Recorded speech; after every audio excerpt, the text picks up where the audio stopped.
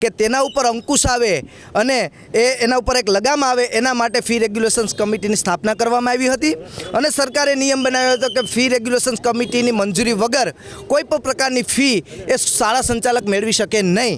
પણ ક્યાંક શાળા સંચાલક મંડળે અને આવા સ્કૂલ માફિયાઓએ પહેલાં એફઆરસીને પણ પોતાની ખીચામાં રાખ્યું હોય તેવી રીતના બેફામ પોતાની રીતે ફી ઉઘરાવવાના ચાલુ કરી દીધા છે।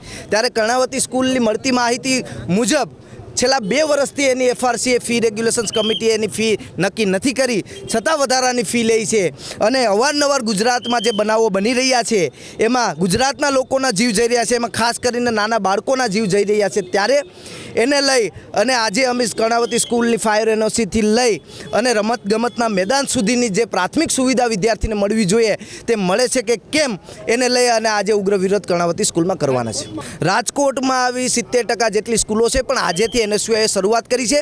આવી જેટલી પણ સ્કૂલો છે એ તમામ ઉપર એનએસયુઆઈ રૂબરૂ જઈ અને હલ્લાબોલ કરશે। આગામી દિવસોમાં આના ઉપરથી સરકાર બોર્ડ પાસ લે અને જે આવા શિક્ષણ માફિયાઓ છે જે પોતાના સ્વાર્થ માટે વિદ્યાર્થીઓના જીવ જોખમે મૂકે છે, પોતાના સ્વાર્થ માટે વિદ્યાર્થીઓને લૂંટી રહ્યા છે, તેને ઉપર એક અંકુશ આવે તે માટેનો આ એક વિરોધ પ્રદર્શન છે।